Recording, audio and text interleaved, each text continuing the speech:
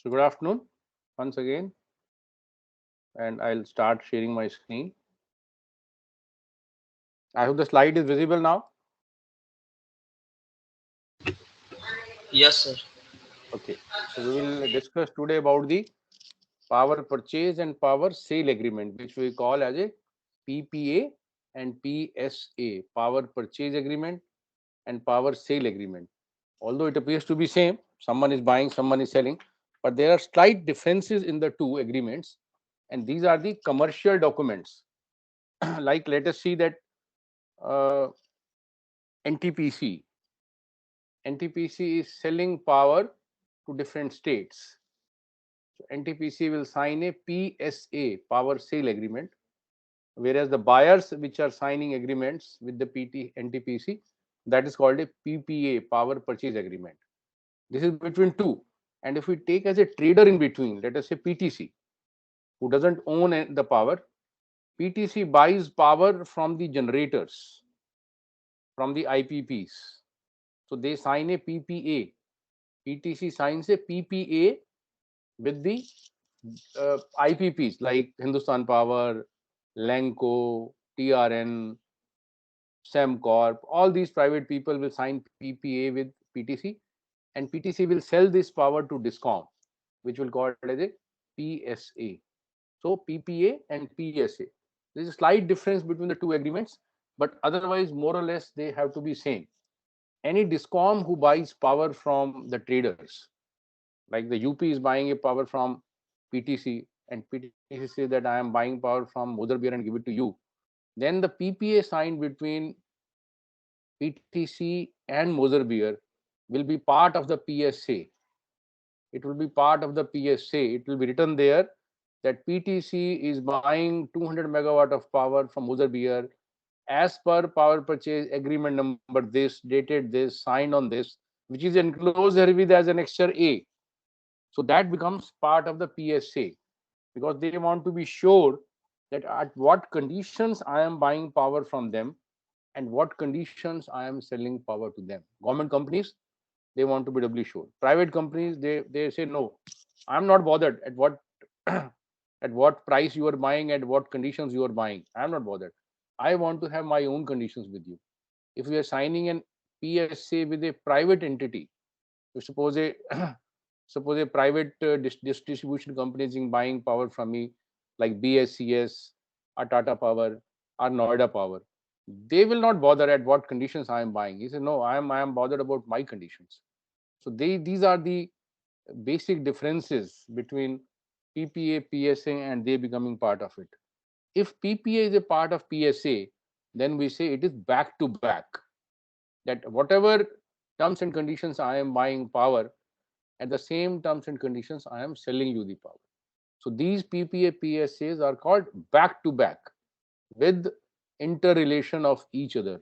The only difference will be in terms of the trading margin and in terms of the payment terms, which we will discuss when we move ahead on these detailed aspects of these power purchase and power sale agreement. We call them PPA and PSA. We will be discussing today what are the guidelines for which I will go into little history, that how it started, and then what are the commercial clauses, what are the LD, what are the contract performance guarantees, billing and payment security mechanism. What is the third party sale? If I don't pay him the money, then what he will do? He can sell the power to exchange with the obligation on me to pay him the money. What are the force majeure, dispute resolution, change in law? And then we will have 2, 3 case studies we will discuss, and then the final conclusion. So first we go to Electricity Act 2003. There is a section 61. Section 61 says appropriate commission. Who's the appropriate commission? Appropriate commission is basically CRC or SERC. How they apply? CRC will basically govern the tariff for those power plants which are supplying power to more than one state. So any power plant which is supplying power to more than one state is governed by CRC. Any power plant which is supplying power to only one state whether it is in the same state in which it is located, or it is supplying to some other state. Let us say Lanco Amarkantak is supplying power to Haryana. So Lanco is situated in Madhya Chhattisgarh, Amarkantak, but it is supplying power to Haryana. So Haryana Regulatory Commission will have the jurisdiction over the PPA, PSA, and the power tariff.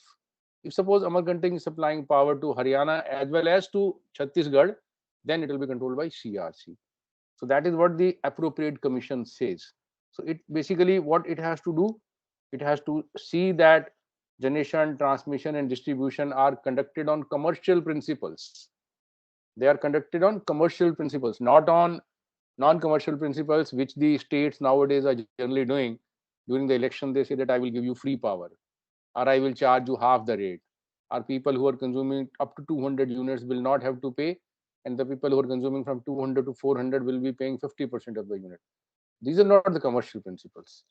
Anyhow, we are a democracy.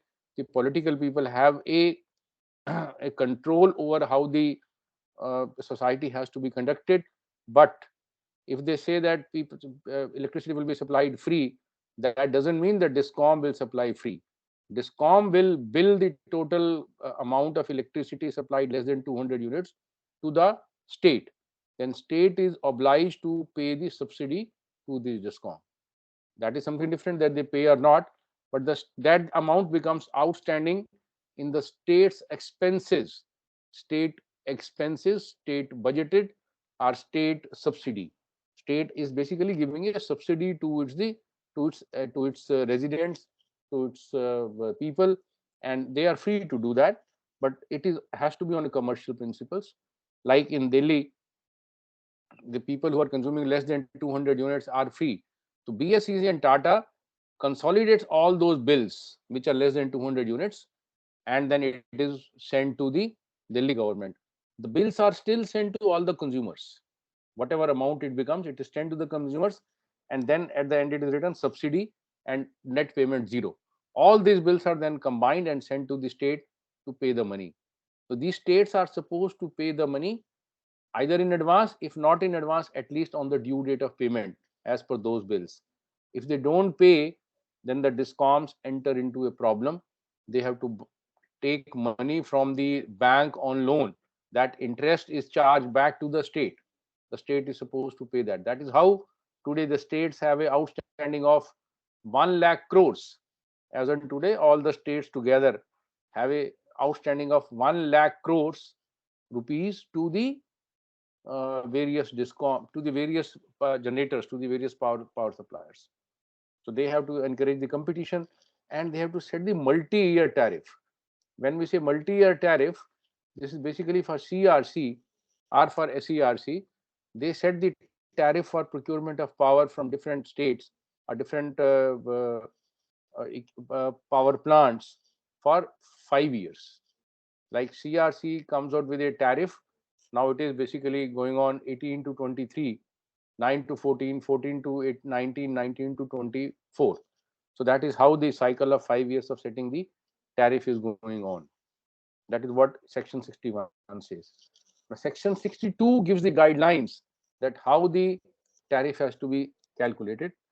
And Section 63 says determination of tariff by the bidding process.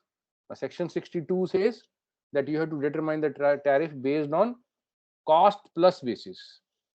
Section 62 says determination of tariff on cost plus basis. That means this is where you are buying power from any power plant on mutual terms and conditions, not through bidding process. This was prior to 2011.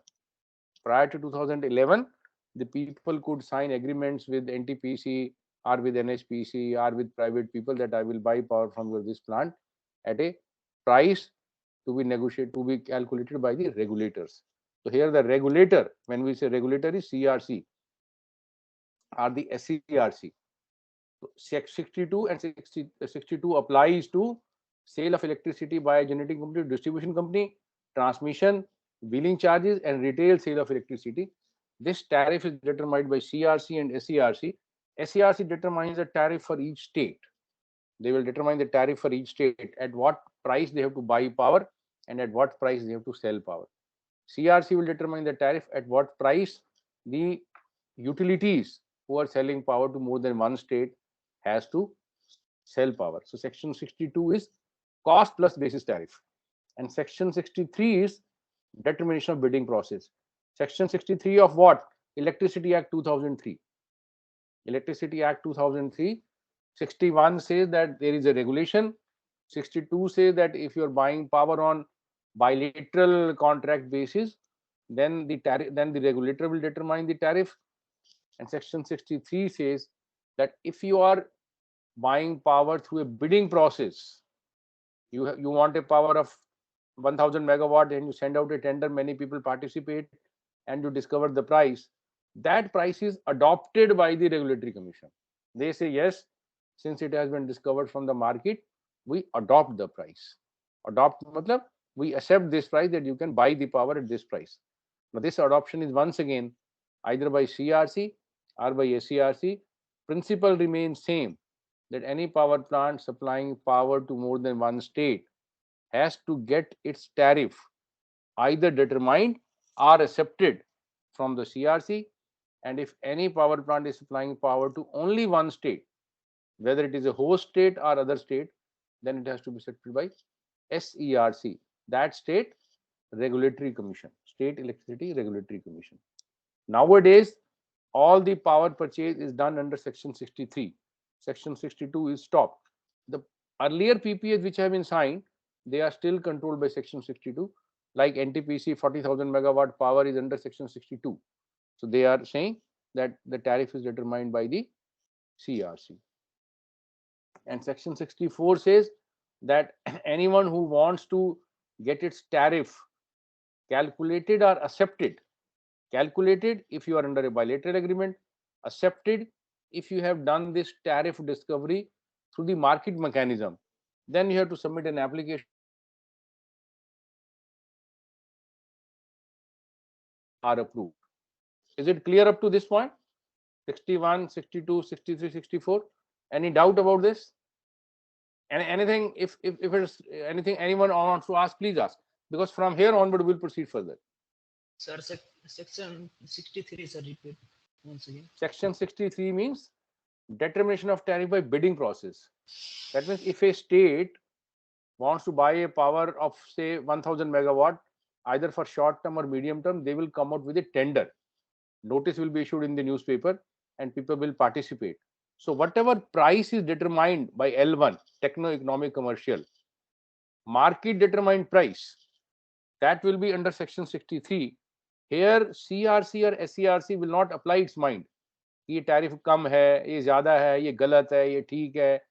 Whatever is discovered, they will accept, and they will pass the order that this tariff is accepted. Like I will tell you, earlier the wind power from 2017, prior to 2017, wind power was being procured by every state on predetermined price, which is called FIT, feed-in tariff, or the tariff determined by SERC. Like in Madhya Pradesh, it was stated that any wind power produced in Madhya Pradesh will be purchased by Madhya Pradesh at 4 rupees 50 paisa. Any power purchased in Andhra Pradesh will be purchased at 4 rupees 84 paisa. Any power purchase in Gujarat will be done at 4 rupees 10 paisa.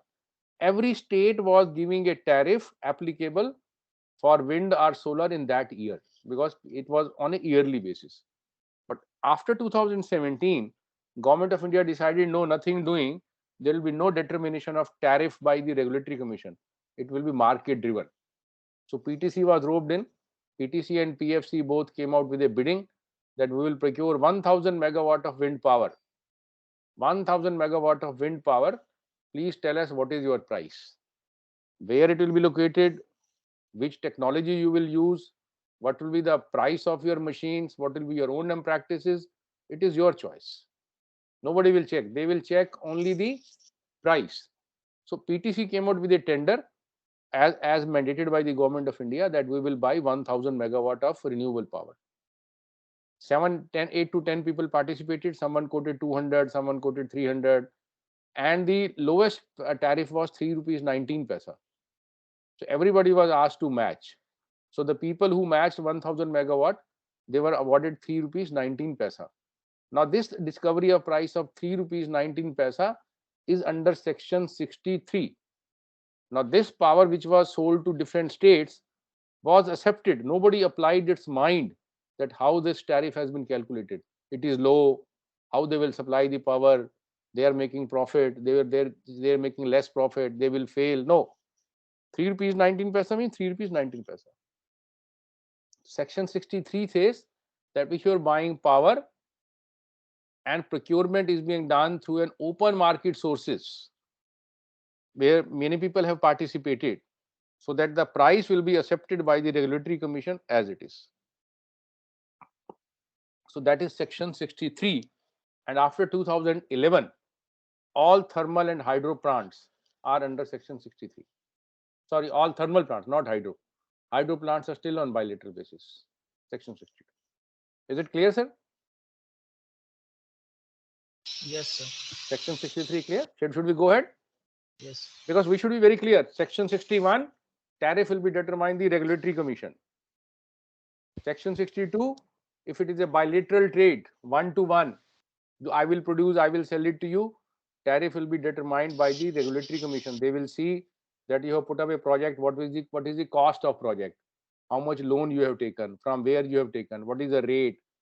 So they will see everything. All details have to be submitted and they will calculate the tariff. Section 63, nothing, nobody will check what technology where, they will only see the price. And section 64, between 62 and 63, they will issue an order that this tariff has been accepted.